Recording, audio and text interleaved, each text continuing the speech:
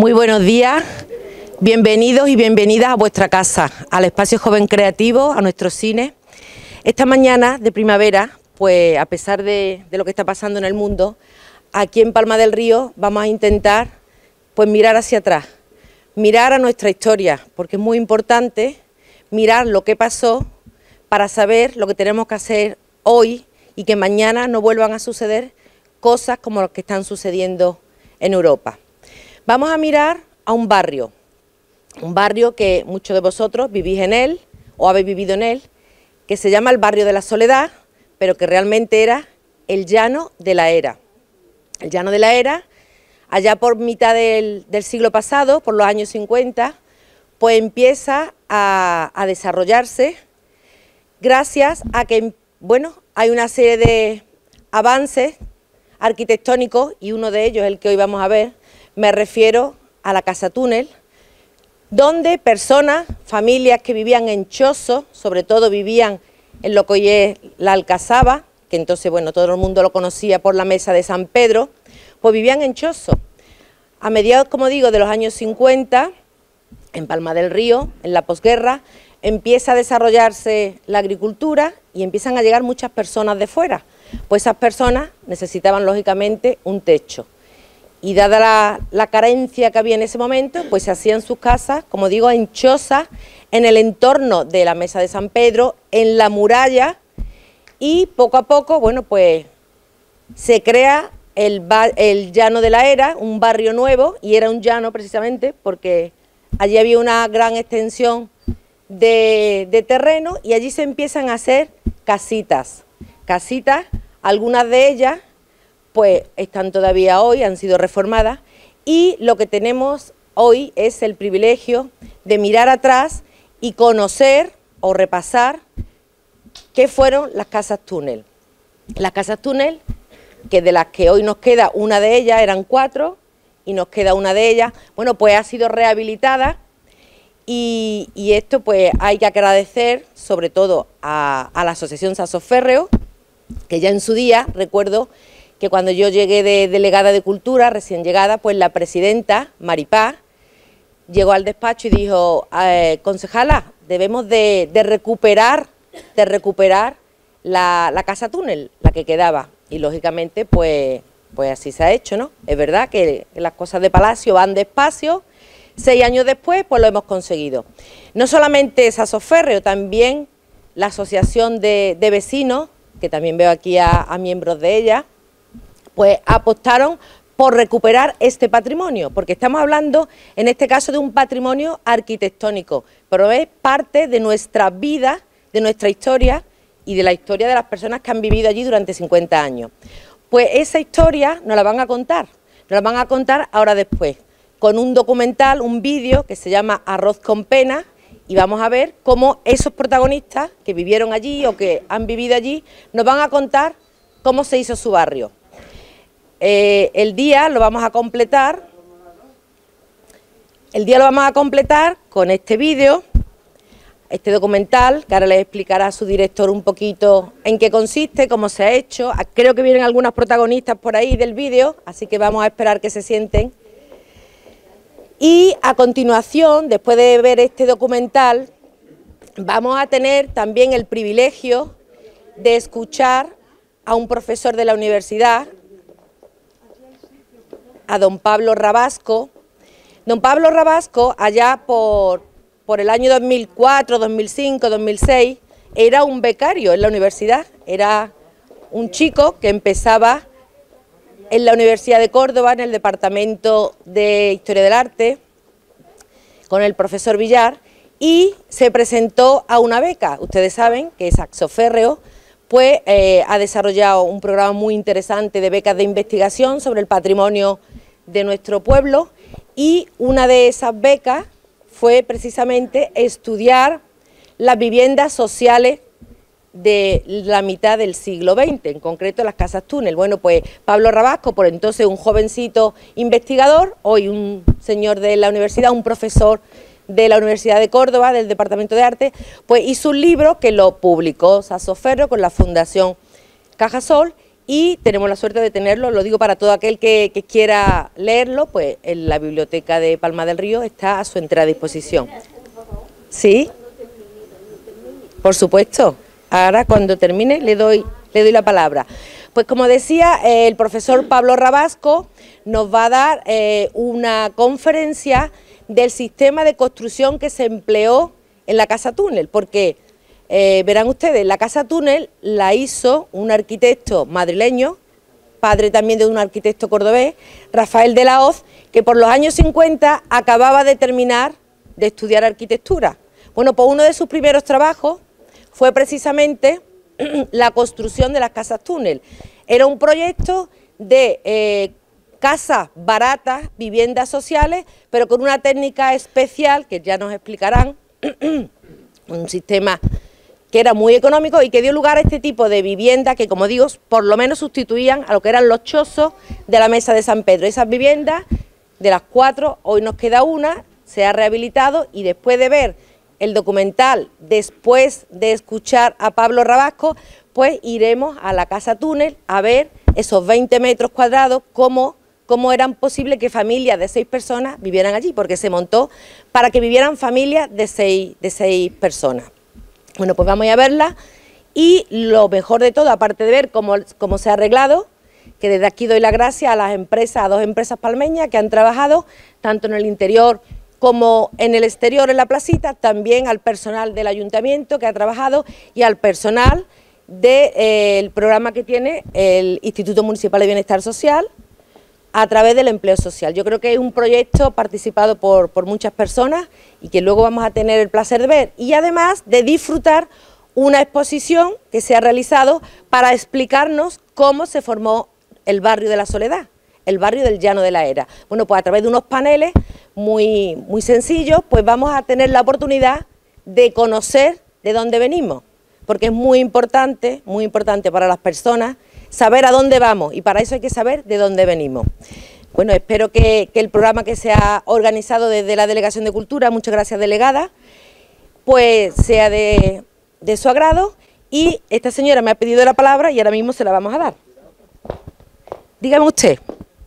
Mire usted, yo llevo aquí 60 años, soy de la Puebla de los Infantes, y llevo 60 años aquí. ¿En Palma del Río? En Palma del Río. ¿Y cómo se llama usted? Isabel Serrano. Bueno, pues 60 años en Palma, es más palmeña ya que el cordobés. Bueno, pues muchísimas gracias. Un aplauso, por favor, para la alcaldesa.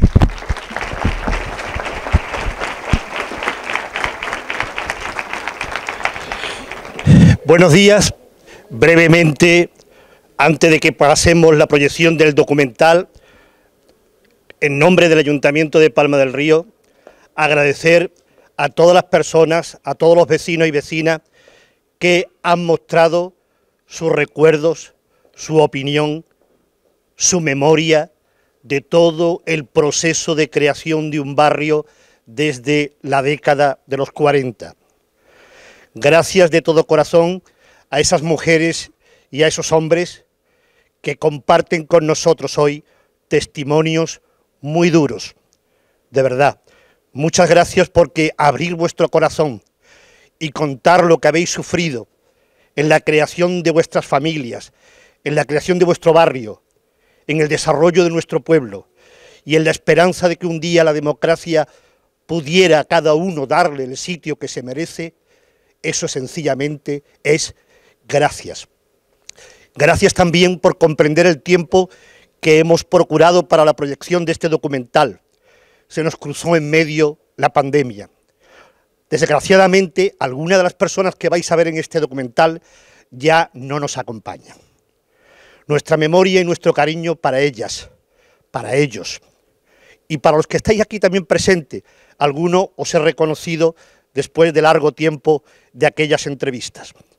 Espero que este documental, desde aquellos chozos en el barrio de Las Cávilas, de la Cavila, allí en lo más lejos, en lo más retirado de nuestro pueblo, hasta llegar a ser lo que hoy es de la Soledad, el Llano de la Era, ha sido el trabajo y el esfuerzo de todos y cada uno de vosotros.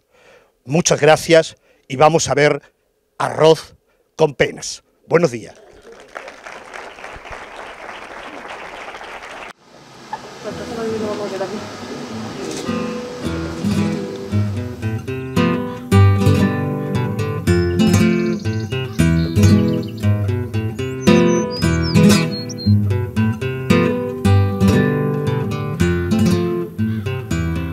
Al principio no había nada. Por Palma del Río, entre el Guadalquivir y el Genil, el río Chico, escribiendo meandros solitarios, se paseaba por los pagos de la Barqueta, la Pimentada y Duque y Flores, con un rumor lejano de norias centenarias.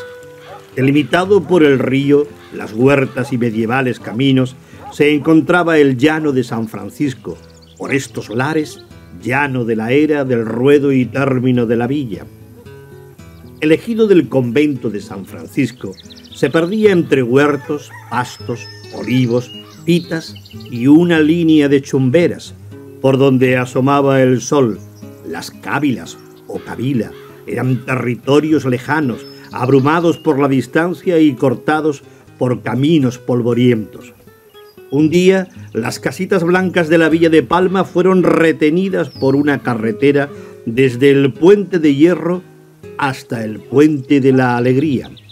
Un muro invisible separaba al pueblo de aquellas tierras lejanas donde las amapolas y los lirios fueron un terreno abierto y libre para el primer campo de fútbol, el campo de los lirios. La guerra civil dejó un reguero de muerte por las calles del viejo pueblo.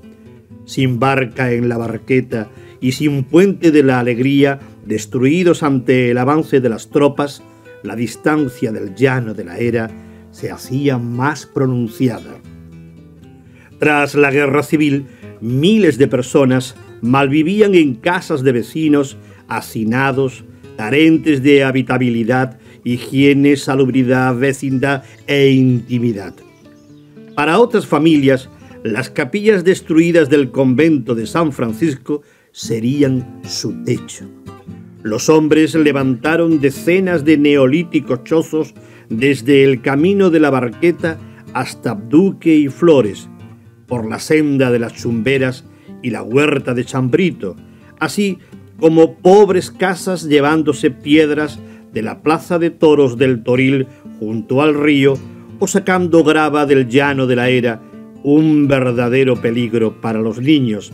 Hasta socavar tierra de la tierra estaba prohibido. Tenía 10 barras, me llamo, soy Chambrita. Los chozos estaban antes hechos, empezaron a hacer las casas.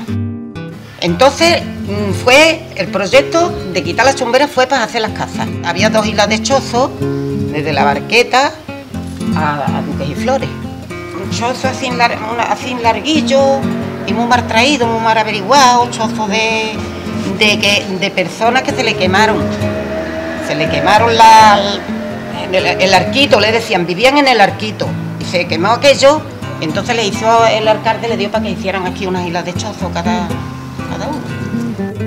En aquellos chozos vivió la familia de Antonio Martín con sus padres y 9 hermanos, tras vivir en el cortijo del Judío, en las tapias del cementerio, en los restos del convento de San Francisco o pertrechados en solares, llegó el magnífico chozo. Años más tarde lograron una casa en la calle Andalucía. Y nos echaron de allí y nos venimos ahí en el cementerio. Había un cachito casa fuera del cementerio, pegada a la pared, total, que de una vez nos echó de judío y nos venimos ahí y nos dio un pedazo de casa que había allí en las paredes del cementerio. Nos echaron de ahí y ya nos venimos aquí a la casa esa que hay en la esquina. Nos dieron para hacer un chozo. Pues ahí tuvimos hasta que dieron las casas estas, en el chozo ese. En ese chozo vivieron, pues nosotros éramos 9 con mi hermano Francisco que murió. Francisco Maraver López y su mujer Carmen González Algarrada, la Maravela, también sobrevivieron a los chozos. Allí nacieron algunos de sus 13 hijos. Pasados los años, lograron una casita en la calle El Pozo. Hoy, con 96 años, recuerda cómo eran aquellos indecentes chozos con camastros, colchones de farfolla y haciendo las necesidades en un cubo o allá por las huertas. En la casa del Pozo número 3. En el chozo teníamos, hice la partición, porque eso es todo uno. Eso es todo uno. Ahora tú por dentro quieres echarle unos tabiques, y lo blanqueas.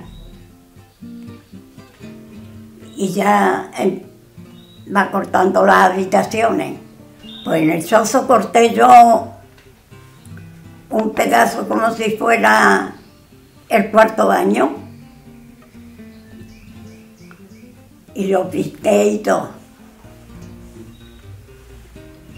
Y ese era el cuarto baño. Hombre, el invierno como en todos sitios. Con una casa nunca. Pero yo estaba bien porque mi chozo estaba muy cuidadito, muy forrado. Yo lo tenía forrado por dentro. Entonces el ayuntamiento decide hacer un barrio populoso donde instalar a cientos de personas. Se especuló con unos terrenos públicos al otro lado de la carretera donde habían proliferado almacenes de frutas, apenas un tejar y algún corralón. En la década de los 40, sobre el solar entre la calle Genil y Duque y Flores, se traza el campo de deportes San Sebastián. En 1943, el ayuntamiento cede al Instituto Nacional de la Vivienda, aquel del yugo y la flecha, un solar para que Vidosa levantara las 6 primeras viviendas, dando a la carretera casas de renta reducida con porche y arco. Hombre, aquí no había nada, había aquí. Aquí simplemente la casa esa que está ahí enfrente era que... Y ahí Guadí vivía. Y el almacén de Polillo y nada más. 3 habitaciones. 3 habitaciones. Un salón y un comedor. Y antes era una chimenea que tiene una chimenea. Que todas las hemos quitado la chimenea de ahí. Esta casa daba... Toda esta casa pertenecía a la calle Genil, que da a este lado, de ahí atrás. Todo esto era terreno de la casa. En noviembre de 1943, la Corporación Municipal acuerda la creación del barrio de la Era, un inmenso territorio municipal de 69.031 metros cuadrados, subastado a 5 personas, destacando el lote de 50.029 metros cuadrados que adquirió José Paz y Remolar. El barrio ocuparía el espacio entre los caminos de la Barqueta en el norte, Duque y Flores al sur, a poniente la carretera de la Campana y por levante campos y huertas lindando con el río Genil. Estaban previstas 10 calles, las 10 con 8 metros de ancho, las calles Alfarería, la más próxima a la Ladrillera, y paralelas, San Fernando e Infante Molina, Almirante Bocanegra y Doña María Manrique, estas 2 últimas más cortas, pues son colindantes con la Gravera, y otras calles que perpendiculares como Genil, Conde de Palma, Las Huertas, del Recreo y de la Vega. La población de Palma del Río experimentó un gran crecimiento por la puesta en riego de más de 3.000 hectáreas de tierra de secano. Entonces se agudizó el problema de la vivienda. Cientos de personas vivían en la más absoluta miseria. Lo recuerda Francisca Prieto a sus 106 años. Cambió mucho. Ahí iba un arrocito de agua que iba por la puerta ahí. Yo ahí a la entrada del pueblo, y lo que iba era un arrodito de agua. El pilar no estaba hecho, era fuente. El arroyo es lo que corría y salía por ahí, por la entrada de la calle. Mi marido le daba medio pan y 5 pesetas. No, 2 pesetas. En 1953 se lleva a cabo un ensayo arquitectónico de casas ultra baratas, tipología Tesifonte, conocida como casas túnel. El joven arquitecto cordobés Rafael de la Hoz plantea estas viviendas a partir de una dura reflexión. Grandes suburbios de chozos afirman la existencia de algo más bajo, la miseria. Las casas túnel se levantaron sobre la comparación subjetiva con los chozos, pero las nuevas casas solo tenían 20 metros cuadrados, a pagar 20 pesetas al mes. Un túnel con una cocina, comedor, sala de estar y 2 dormitorios, para albergar a familias numerosas. Allí vivieron, entre otras familias, Belén Rodríguez González y Francisco Regal García y sus 7 hijos. También Rosario de Peralta, Anita Ávila, Marola, Emilia, Valle, Isabel. Las casas túnel pasaron de padres a hijos, de hermano a hermano y al mismo tiempo mejorando en agua, luz, higiene, lo que se pudiera mejorar. Pues el túnel tenía un comedor que no cabía más que una cómoda, una mesa, 4 o 5 sillas y un dormitorio y 2 camas o 3, y allí lo estábamos todos revueltos como los cochinos. Después llegaron un conglomerado de casas ultrabaratas, Comisaría Nacional del Paro, obra social cordobesa de huertos familiares, trazadas en líneas paralelas. Casas pequeñas en calles estrechas, sin suministro de agua potable y alcantarillado, sin espacios públicos, jardines u otros servicios, pero donde abundaban la arboleda de moreras, hacinados y olvidados por un régimen indiferente. Entre 1954 y 1956, el barrio de la Soledad, más poético y reverente, sigue creciendo con humildes casas por las calles Luna, Los Naranjos, Beato Juan de Ávila, Fray Luis de Granada, El Pozo, Andalucía, Los Olivos, Rosario, La Colonia, Aurora, Sevilla, Huertas y San Luis Mártir. En la nueva barriada consiguió una casa la familia de Antonio Martín Gámez, conocido como Natalio, con sus padres y los 9 hermanos. La familia había vivido al raso, en ruinas y chozos, y por fin su casita sin puertas, sin solerías. No, agua potable no.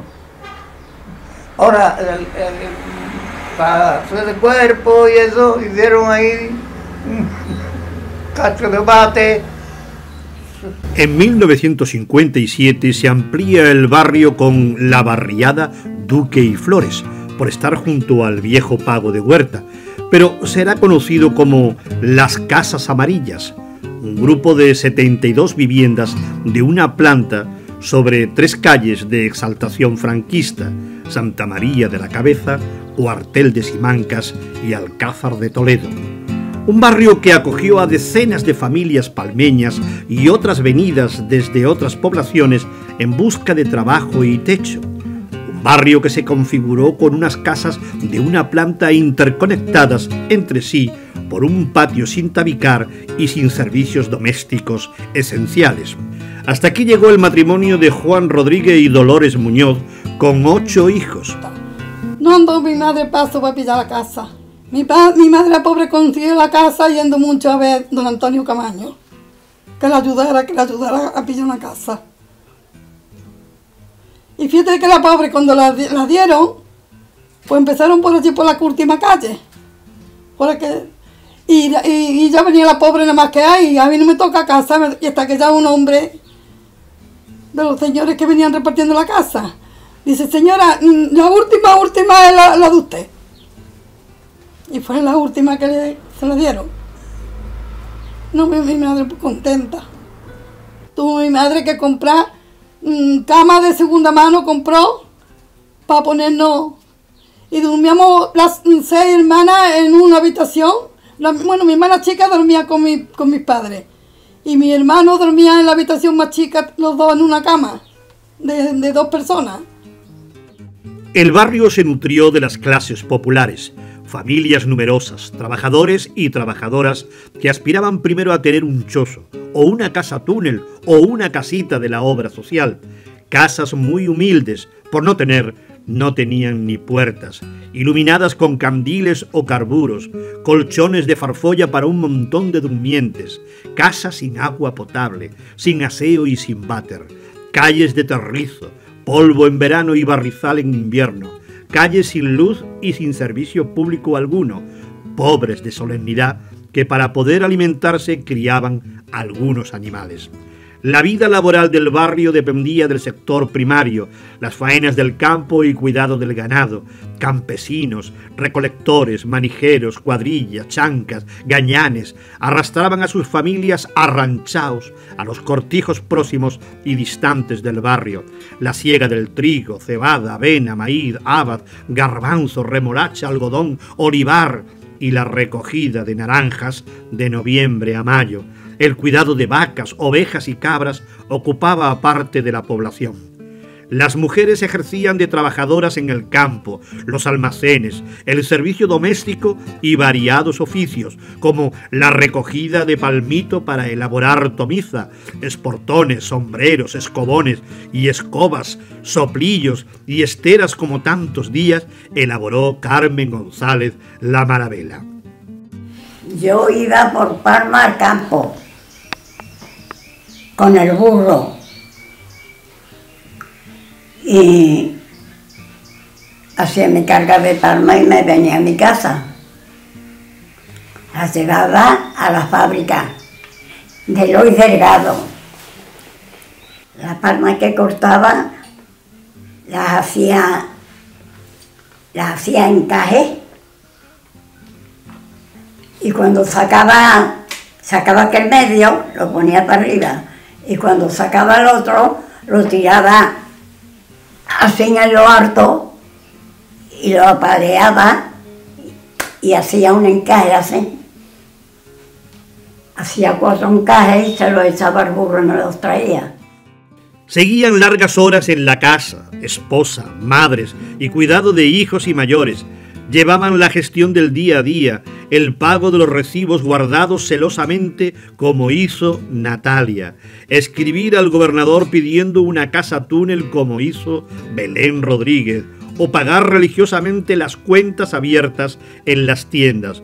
Mujeres que realizaban las duras tareas del hogar como lavar la ropa en lebrillos y lavaderos, fabricar jabón, secar la ropa en las enjugaderas, cocinar con pocos y escasos alimentos y esperar la ayuda de la parroquia. A veces, como Belén Rodríguez, tener que repartir a sus hijos entre la familia por no tener nada que comer o ponerles un plato de arroz con penas. El hijo preguntó al comerse el arroz: ¿dónde están las penas? La madre lo abrazó diciéndole: las penas me las he comido yo. Vamos a comer a mediodía, que iba a de comer. Dijo arroz con penas. Y se le iba a comer arroz. Y ya que se hartó de arroz, dice: además yo quiero penas. Digo: no, Dios mío, las penas me las he comido yo. Se dio a llorar. Porque no tenía pena. Los niños y las niñas se incorporaban al trabajo desde la infancia y apenas fueron al colegio, con índices bajísimos de escolarización, elevado absentismo y niveles tristes de analfabetismo. Belén Rodríguez, de las pocas mujeres que sabía leer, les ha leído las cartas a todas las chicas y ha repartido cariño con sus letras a todos los novios en la mili. Las niñas debían cuidar de los hermanos menores y ayudar en las tareas caseras. Desde aquí teníamos que ir a laburar, levantamos a las 6 a laburar y al Carrascal andando. No había bicicleta, ni coche, ni nada. Pues cardar remolacha, cardar maíz, de todo. Y luego después, yo cegaba hasta avena. He cegado habas y garbanzo y de todo. Estaba mi hermana, la segunda, la penúltima, chiquita, en la cama. Mi madre en la cama tuvo 3 meses. Y yo tenía que levantarme, dar el biberón a la niña y luego después irme para el campo a trabajar. Cuando llegaba del campo tenía que ponerme a lavarle la ropa. Esta soy yo. A ver, y esta es una amiga que se llama Valle, esta es hermana de los Uceda, del Bad Uceda. Esta hija de Rosario Casa, que era la maniera. Y esta también una amiga, también una compañera. Y allí estábamos escardando trigo, yo no sé. Los chavales disfrutaban comiendo moras, alimentando los gusanos de seda, cogiendo higos chumbos y naranjas, jugando a la lima y bañándose en el río Genil, tan próximo. Entre las polvorientas o embarradas travesías de la barriada discurría la escasa actividad industrial, artesanal y comercial.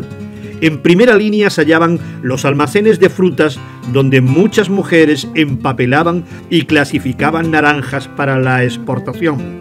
La Cooperativa Agrícola de Regantes y la Confederación Hidrográfica del Guadalquivir tenían sus sedes en el barrio, siendo impulsores de la agricultura y la construcción de canales. La ladrillera andaluza, entre la calle Barqueta y Alfarería, aumentó su producción de ladrillo y levantó el esbelto chimeneón junto al viejo tejar. En los numerosos corralones se trabajaba en actividades tan diversas como elaborar pedacitos de espuma para confeccionar colchones. Se ubicaron varias carpinterías en el barrio, Carpintería de Corredera o la fábrica de envases de Sebastián Ballesteros, algunos talleres mecánicos, un tornero en la calle Barqueta y el taller de los Castellanos en la calle Alfarería, pero no era suficiente trabajo para tantas personas. Toda esta realidad social y laboral forzó a cientos de vecinos a una penosa emigración, donde los jóvenes vieron una posibilidad de labrarse un futuro. Desde el barrio partieron a Madrid, Cataluña, País Vasco o incluso destinos europeos como Francia, Alemania, Suiza o lugares tan distantes como Australia. La educación. La enseñanza fue inexistente para este barrio entre 1943 y 1958. Escuelas y clases particulares suplían esta carencia. Las clases nocturnas de Venancio, la huerta escuela de Vicente Nacarino en Duque y Flores, con sus métodos de palmeta y aprendizaje cantarín, donde los niños llevaban sus porrones o cantimploras. Las clases particulares de Juan y Antonia en la calle Barqueta con horario de mañana y tarde, la penosa escuela del convento con sus himnos y castigos, y por fin la escuela unitaria número 5, Duque y Flores, con sus dos primeros maestros, don Alfonso Hidalgo y doña Isabel Agüera, quien refleja al barrio en Memorias de una maestra. Era una escuela de nueva creación, una para niños y otra para niñas.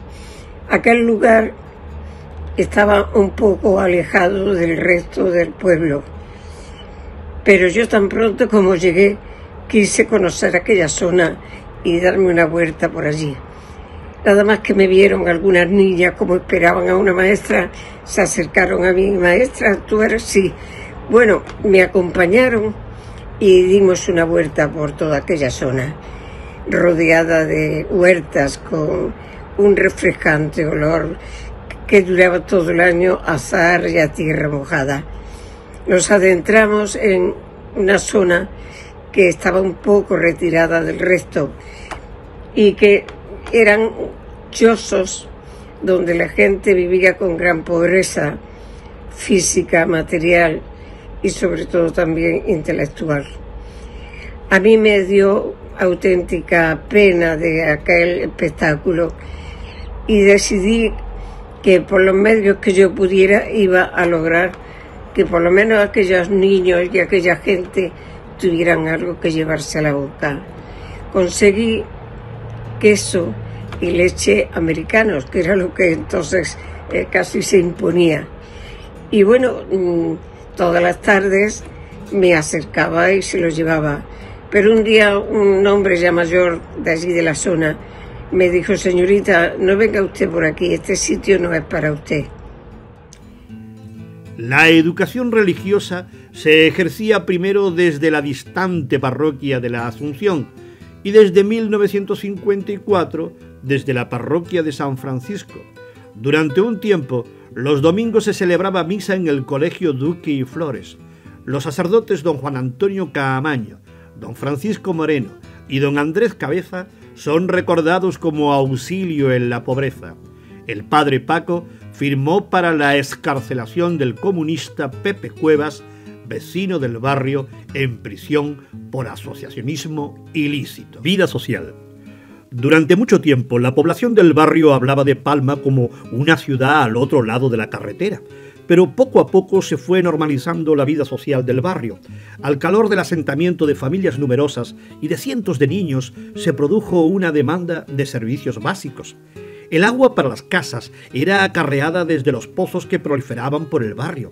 El agua potable era traída desde la fuente de Belén y repartida por los aguadores, primero en cántaras y más tarde en la pipa.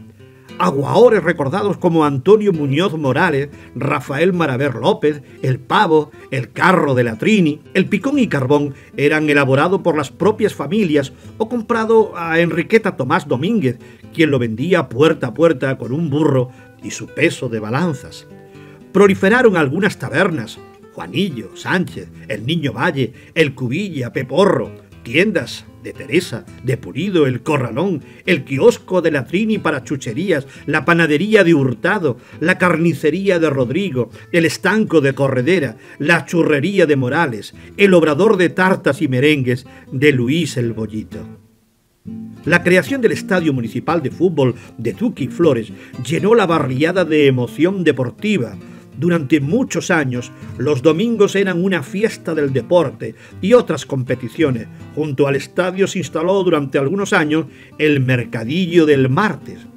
En medio de la más estricta humildad, la alegría de vivir, los villancicos en Navidad, las candelas del barrio, la murga de los Montero en carnaval con sus tambores de cajas de arenque y pellejos y pitos de caña. De un quinto piso salió una joven, seguramente para hacerse una ampliación. Salió deprisa, se tiró en el reservado y de una racha se tiró sobre el sillón. Y ella me dijo: quiero, maestro, que mi hechura salga bien en el cliché, pero esta parte que está tan negra me la retoque con el pincel. La, la, la, la, la, la, la. Los faeneros de los pasos de Semana Santa para ganar algunas pesetas, las comuniones aunque fuera para comer chocolate y galletas, los misioneros hablando del otro infierno, la vigilancia antipolicial en los juegos prohibidos de cierta taberna, los jóvenes toreros del barrio, el renco Juan Montero y en las casas amarillas Juan Pérez el hortelano, quien llegó a torear en el campo de fútbol, el embajador de Filis que descendió en helicóptero al terreno de juego, Perdigón el municipal y el Kiko Los Peros gritando «María Los Peros que me voy», los ensayos musicales de los jóvenes lobos. Y llegó la transición democrática, la participación en los procesos electorales, el referéndum de la OTAN, el movimiento obrero y vecinal y los cambios urbanísticos de gran calado, acceder a la propiedad de las viviendas, acondicionar calzadas, acerado, iluminación y un replanteamiento urbanístico. La salida progresiva de las actividades industriales ha permitido la reordenación del espacio urbano con renovadas viviendas, espacios comunes y nuevas calles y travesías. El cambio de ubicación del campo de fútbol ha contribuido a la creación de la amplia Plaza Carlos Cano con sus calles adyacentes, Lucena, Almodóvar del Río, Guadalcázar y La Carlota. Al mismo tiempo, calles sin salida se han abierto a la comunicación. La posibilidad de obrar una planta superior sobre aquellas humildes casas ha permitido ampliar viviendas. Las casas amarillas han ganado en amplitud y jardines, además de cambiar sus nombres por el de León Felipe y Pablo Neruda. El informe Colegio Duque y Flores pasó a ser un renovado colegio infantil con el nombre del maestro Vicente Nacarino. Las maltrechas casas túnel fueron retiradas, menos una. Aquí, en la casa túnel, nos encontramos para admirar y reconocer a una vecindad muy valiente. Hombres y mujeres que han levantado este barrio tan humilde, el llano de la era, sabemos de dónde venimos, quiénes somos y a dónde queremos ir. Me parece que tengo 105, me parece. La la la la la la la la la la la la la.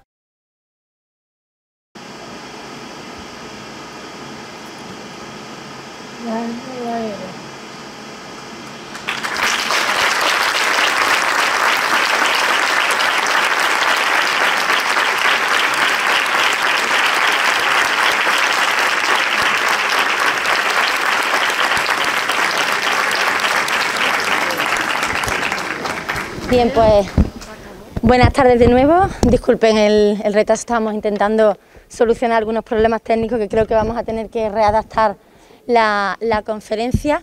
Como bien decíamos, bueno, tenemos la fortuna de contar con el profesor Pablo Rabasco. En primer lugar, bueno, pues darle las gracias por el esfuerzo, porque además acaba de llegar de Madrid, y por la disponibilidad que desde el primer momento ha mostrado para poder participar, para poder estar aquí con nosotros este día. Y nos va a ofrecer la conferencia Casas ultrabaratas en Palma del Río, el sistema Tesifonte de Rafael de Laoz. Como bien comentamos, creo que hay algunos problemas técnicos que no le va a permitir al profesor poder proyectar los planos y demás imágenes que tenía previsto, pero bueno, yo creo que podremos explicar un poquito la importancia y la relevancia que este tipo de construcciones han tenido especialmente en Palma del Río a lo largo del desarrollo de este barrio. El profesor Rabasco es doctor en Historia, es profesor de la Universidad de Córdoba, del Departamento de Historia del Arte, y además imparte asignaturas tales como Arquitectura del siglo XX, Arquitectura contemporánea en España, Arquitectura y Urbanismo. Imparte además diferentes másteres sobre cultura contemporánea, tanto en la Universidad de Córdoba como en Salamanca. Es colaborador habitual en prensa tanto nacional como internacional sobre su especialidad, y además tiene un listado enorme de publicaciones en torno a todo lo que viene siendo la arquitectura de este siglo. La obra que ya ha comentado anteriormente la alcaldesa, su obra Arquitectura Social en Palma del Río durante el franquismo, ya puso de relieve la importancia que tienen este tipo de construcciones, y tanto en el desarrollo a nivel arquitectónico y a nivel patrimonial a lo largo de nuestra historia. Y que es también lo que venimos hoy a poner en valor y a celebrar también la recuperación de estos espacios. Así que, sin más, le paso la palabra al profesor, agradecer una vez más su presencia y que nos pueda acompañar hoy en hacer este día de celebración para todos, para el barrio del Llano de la Era, del barrio de la Soledad, y para todos nosotros. Así que muchas gracias. ¿Está abierto el micrófono? ¿Se oye? No, pero para la tele. Sí. Ah, para la televisión, ¿no? Pues habla alto. Bueno, un placer ver que tantas vecinas y vecinos un domingo por la mañana pues se unen para hablar de algo así, festejar la historia de su barrio, ¿no? Que es la historia de sus familias y de la suya propia, ¿no? Así que es conmovedor. La semana pasada estaba yo en Ribera de Posada presentando otro libro sobre los poblados de colonización en Córdoba y Sevilla, y también fue una alegría ver cómo tanta gente se desplazó hasta Posada a volver a encontrarse con su historia a través de lo que yo hago, que es buscar en la arquitectura y en las formas de habitar, en eso perdurable que son los muros y donde la gente ha tenido que vivir, buscar el sentido social y político que ha tenido nuestra sociedad. Es un poco una excusa porque yo me encuentro también aquí por varias cosas, pero entre otras porque mi familia llegó a las portátiles en el año 63 en Córdoba, 12 hermanos en una casa de dimensiones muy similares a la que vamos a hablar hoy, 20 metros cuadrados para 12 personas. Y mi padre fue el único que pudo con una maleta salir a Madrid y conseguir estudiar. ¿Hablo alto? ¿Se oye? ¿Me lo bajo? ¿O? Sí. Bueno, salió de Madrid, consiguió ser el único hermano que estudió y terminó siendo profesor ingeniero agrónomo. Pero bueno, yo vengo de ahí y tengo muy claro el lugar de donde procedo, ¿no? Entonces he intentado que mi investigación fuera un poco en ese sentido. Entonces trabajo siempre en los márgenes, tanto de las personas que han tenido que verse viviendo en los márgenes de la sociedad, como arquitectos que también han tenido que verse así. Ahora mismo estoy trabajando mucho el tema del exilio y viajando mucho intentando recuperar memoria histórica. Vengo ahora mismo de Madrid, como decía Ana, de ver como parte de nuestro trabajo, del equipo que lidero, está la exposición permanente del Museo Reina Sofía. Hemos recuperado la memoria histórica de varios arquitectos exiliados que habían sido olvidados. Pero sobre todo yo estoy aquí porque hace 20 años, justo creo que por esta fecha, sonó el teléfono en mi casa, yo tenía 20 y pocos, no 20, ya 20 mucho. Sonó el teléfono y era la Asociación Sasso Férreo, que me llamaban y me decían que me habían otorgado el Premio Internacional de Investigación por el trabajo que yo había presentado sobre vivienda social en Palma del Río durante los años del franquismo. Y para mí fue el primer gran apoyo que me validó también ese libro para poder presentarme a otros premios, a otros concursos, a proyectos que se fueron financiados en parte porque tenía ese libro ya publicado. Así que para mí, que 20 años después se recuperen esas casas y se apueste por la memoria también a través de la arquitectura, me parece un acierto total. Bueno, como decía Ana, yo quería poner unas imágenes porque yo no puedo contar la historia que ha pasado en esas viviendas porque eso lo sabéis vosotras y vosotros mejor que nadie. Y el documental me parece maravilloso, lo he visto casi entero. Pero sí quería que vierais de dónde viene esa forma tan extraña de la casa túnel, bueno, de dónde surge una casa túnel, que parece algo, ¿no?, como muy extraño a primera vista. Sin embargo, tiene una historia apasionante. No sabemos muy bien la fecha, el año en que Rafael de la Hoz, uno de los arquitectos más importantes de España, que hizo su trabajo fundamental en Córdoba y que fue presidente de la Asociación Internacional de Arquitectos, pero seguramente en el año 51 ya hay anotaciones en sus diarios en el que está investigando sobre una nueva patente que fue escrita en el año 1943 por un británico, vinculada a las tropas inglesas y francesas que estaban preparando la playa de Normandía. Eran viviendas de carácter militar, traía una foto muy bonita de esas primeras viviendas, porque necesitaban una construcción muy rápida, pero que pudiera durar al menos 4, 5 o 6 semanas y que tuviera cierta fortaleza. Entonces patentó el sistema que luego finalmente es el que Rafael de la Hoz va a realizar aquí. Y Rafael de la Hoz va a ser de los primeros arquitectos, pero no el único, que va a tomar este ejemplo que vamos a ver de esta forma tan curiosa.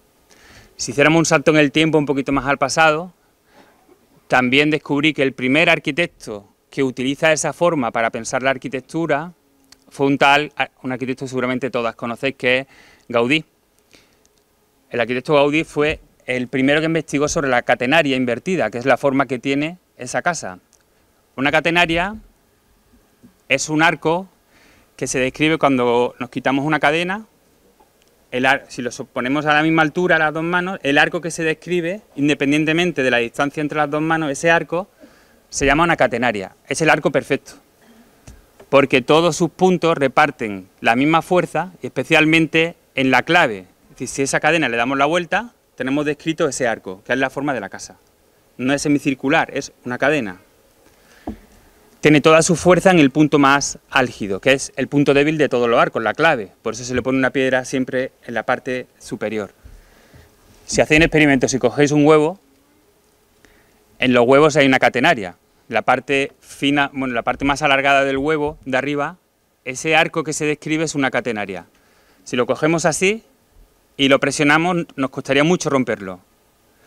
Si le damos la vuelta y lo hacemos por la parte ancha, con la mínima presión se rompe, y la densidad de la cáscara es la misma. Es la forma estructural la que hace que en ese punto se condense y se reparta toda la fuerza en el resto del arco. Por lo tanto, era una forma idónea para hacer arquitectura. Y Gaudí pensaba su arquitectura haciendo arquitos de cadenas. Os traía una foto muy curiosa en la Sagrada Familia.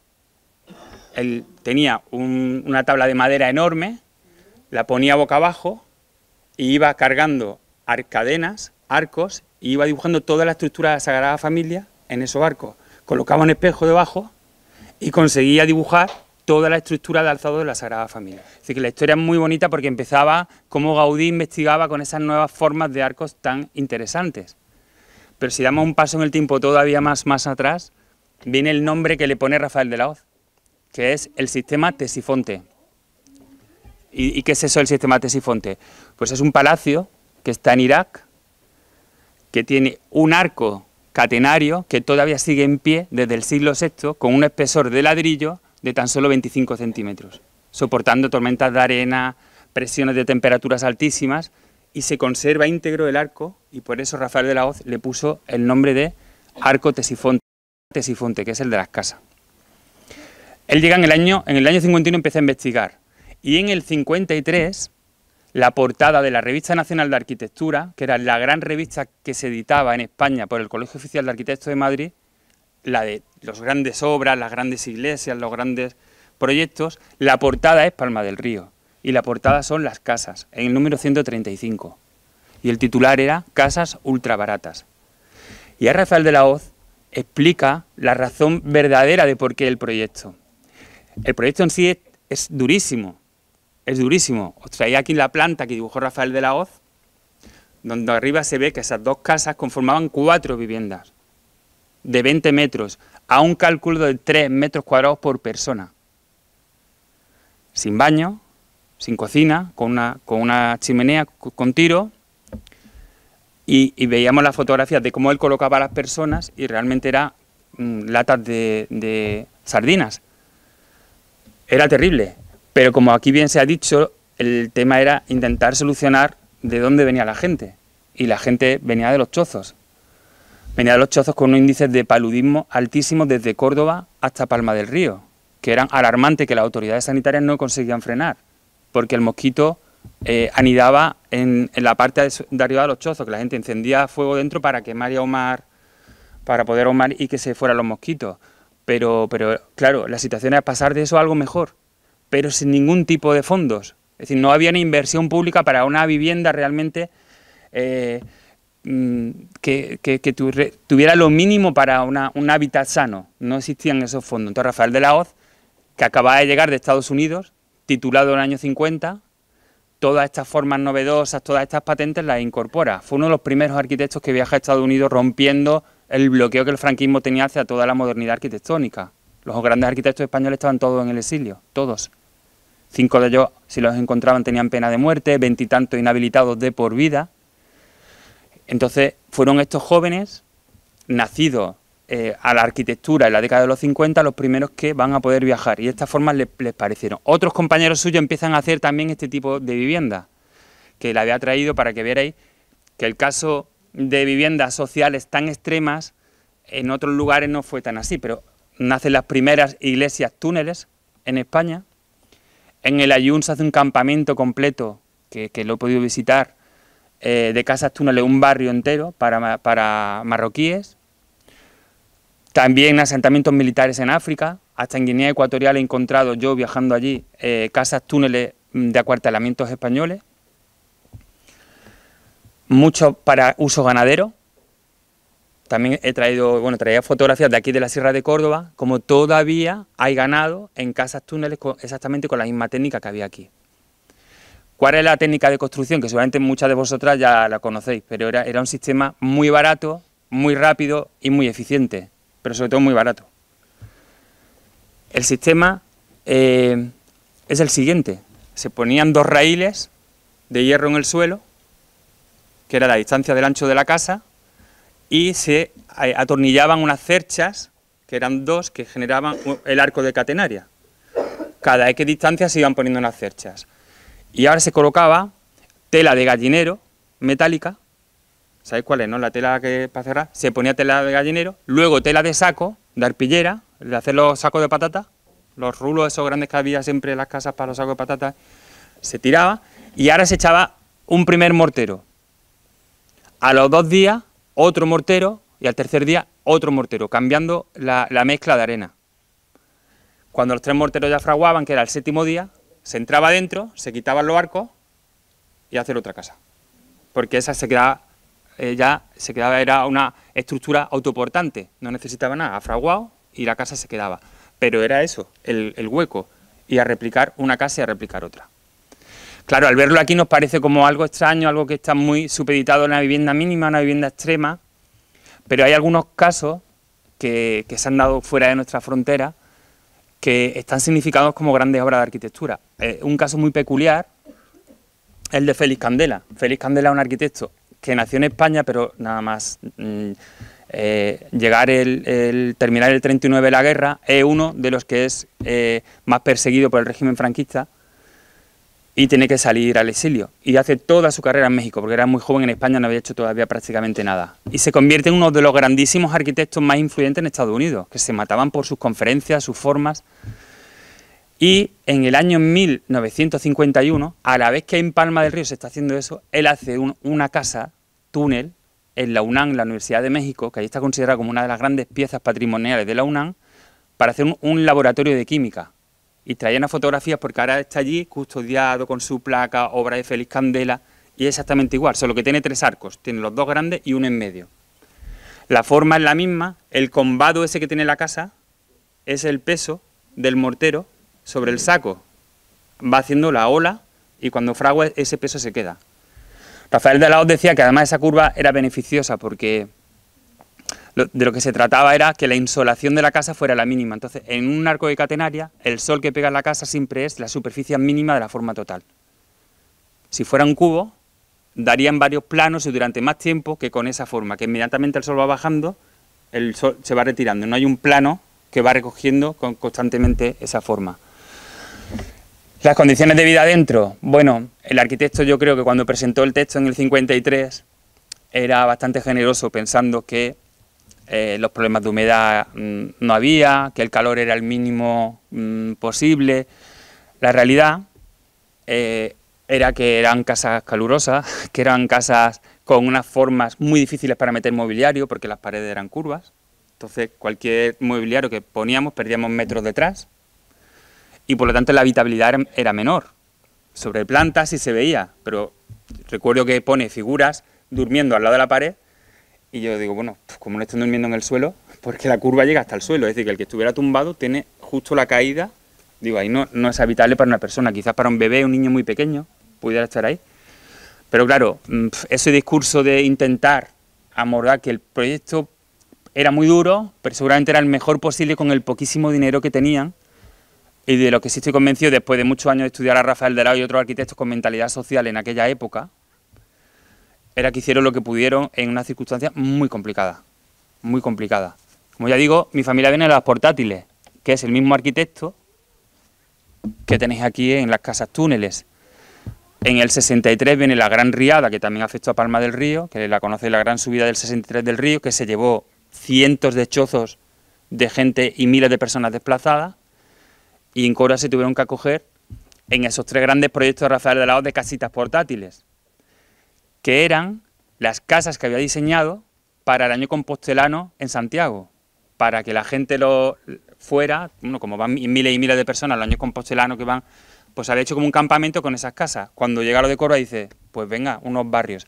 Estaba pensado para que fuera ocupado durante 6 meses, mientras le daban otra solución habitacional a la gente. Estuvieron hasta el año 86.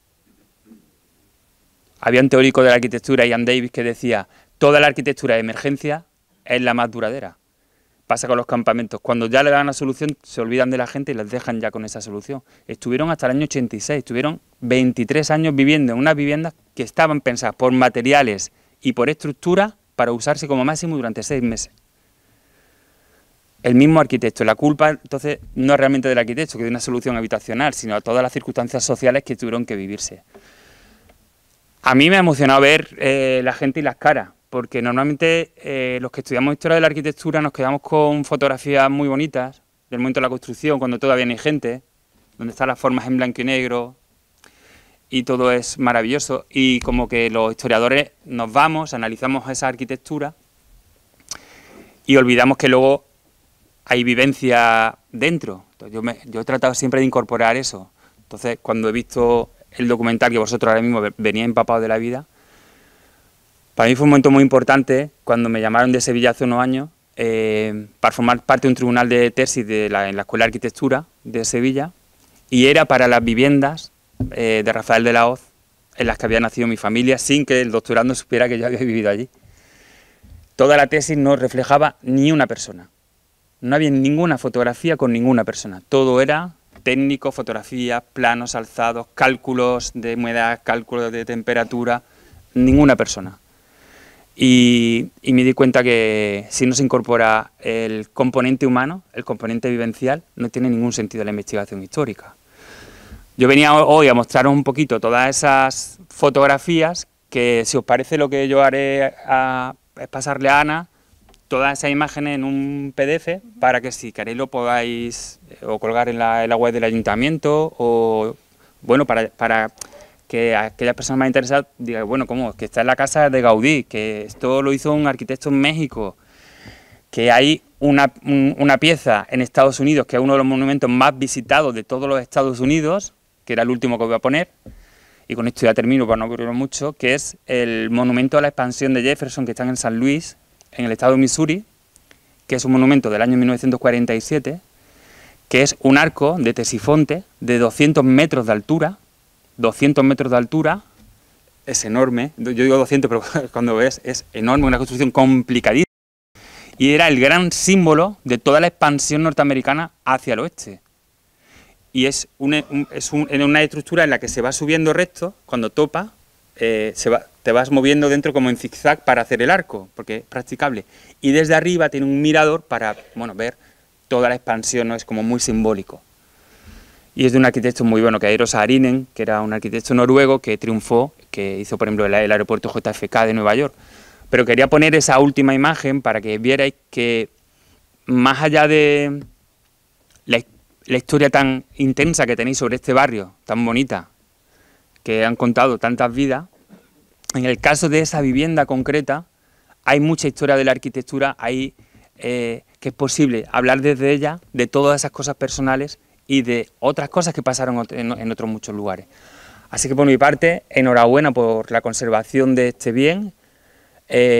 Si yo hice algo en su día investigarlo, publicarlo y sirvió para que pudierais apoyar la defensa del mantenimiento, que siempre es complicado también a nivel político y a nivel mantener algo, y más cuando viene de formas asociadas a momentos duros de la vida, yo creo que la memoria histórica significa conservar estas cosas y que cuando vayáis con vuestros nietos, vuestros futuros hijos, podéis contarles cómo vivió la gente en esas casas, de dónde vino, que la dignidad no depende de dónde habitas, que no depende de eso, y que a pesar de eso hubo un barrio donde la dignidad siempre estuvo por encima de las condiciones que se le prestaron. Así que nada, siento mucho no haber podido proyectar las imágenes que habíamos preparado, pero ya digo, espero que desde el ayuntamiento se puedan proyectar. Y nada, a vosotros, muchas gracias.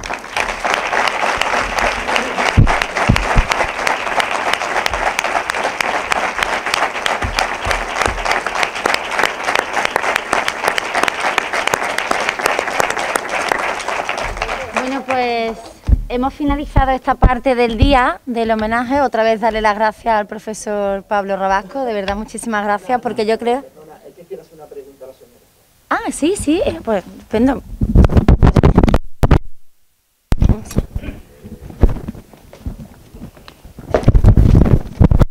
Dígame. Mire usted, buenos días. Buenos días. Yo vengo a ver, escuchar, me encanta. Y yo viví toda esa historia. Y sí, que hace ya un montón de años reclamé un libro con la historia de eso, pagándolo yo. Pues usted no y sabe. me contestaron de que me lo iban a mandar. Yo esperar. Vine y hablé con un hombre, no sé quién es, porque no lo conozco, y me dijo que sí, que mandaría a que me lo mandara. Y yo me quedé esperando.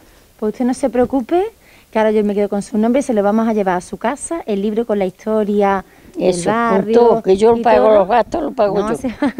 Eso está en disposición de todo. Y se lo vamos a llevar a su casa en los próximos días, ¿vale? Muchísimas Así gracias. que no se preocupe. Muchas gracias. No sé si alguien quiere preguntar, hacerle alguna pregunta al profesor de alguna cuestión concreta, de lo que haya podido explicar, o incluso los vecinos comentar qué os ha parecido. Yo, por ejemplo, a ti directamente no, pero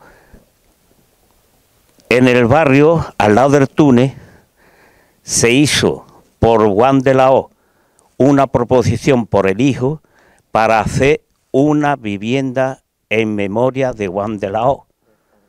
El padre era el que hizo el túnel y el hijo el que se ofreció para allí poner, y esa vivienda utilizarla para la asociación de vecinos que había allí en el barrio. Ya se va a utilizar el túnel. Pero si se pudiese hacer eso, sería una cosa no ya de historia para el barrio, sino de historia para España entera, ya que la única que hay igual que esta, que hay hecha ahí, está en México, no existe en otro sitio. Ya está, simplemente. Y gracias a ti y bueno, y al barrio y al ayuntamiento, decir que los vecinos no acabaremos nunca de la historia de mi barrio. Vale, gracias. Sí, me gustaría, tengo la voz un poco tomada, pero sí me gustaría decirte, bueno, de hecho, que históricamente lo que se ha vivido, yo me fui del barrio a otro sitio, pero bueno, he vuelto otra vez al barrio. Pero sí te digo una cosa, que esto debería ser historia, pero no para los que la vivencia y los que han salido en el reportaje, sino para que la juventud tenga en cuenta lo que los nuestros, los mayores han sufrido por esas viviendas dignas, y que no borremos nunca de memoria la memoria de lo que se ha quedado ahí, porque es historia, y va a ser historia siempre, pero es historia de tristeza, de lo que dice el reportaje de Arroz con Pena, porque es que lo que han sufrido los nuestros y los mayores se queda ahí, pero era de la miseria y de la pena que han vivido todos nuestros mayores. Que los jóvenes que habemos aquí o que hay aquí, porque yo ya no me considero joven, no se olviden de eso nunca en la vida. Que nos está costando mucho y estamos olvidando y no tenemos memoria y se está quedando muchas cosas atrás. Muchas gracias. Ahora vamos a tener la fortuna de que ese espacio se ha recuperado como un espacio cultural, que entre otras muchas cosas, hoy ahora es la exposición que vamos a pasar a ver ahora porque vamos a inaugurar, que además vamos a poder disfrutar también de una degustación de zumo de naranja. Ese espacio, a partir de ahora, se puede utilizar, entre otras muchas cosas, para eso, para seguir teniendo viva esa memoria, esa historia, para que también todos los escolares, todos los pequeños, los que van a ser el futuro, puedan seguir visitando, como ahora vamos a poder ver, el recorrido y la historia. Bueno, pues...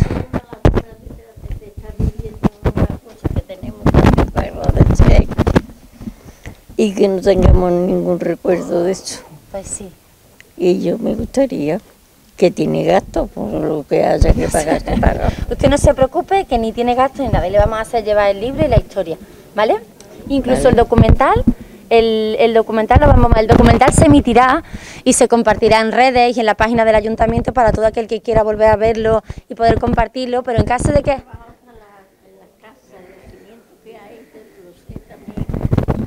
3 metros de los cimientos de profundidad para que hace 2 pisos por parte de arriba, que no hay miedo ninguno por hacer obra. Pues estupendo, pues muchísimas gracias una vez más y si nos acompañan pues nos vamos a la Casa Túnel, ¿de acuerdo?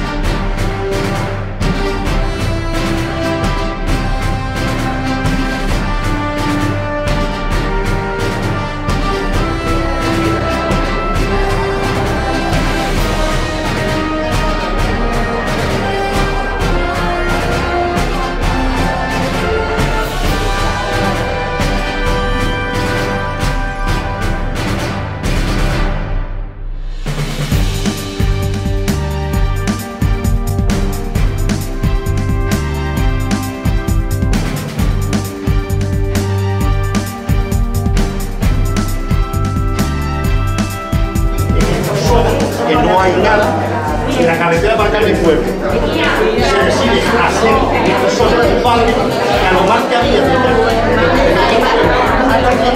que era el río que se cruzaba por la barra.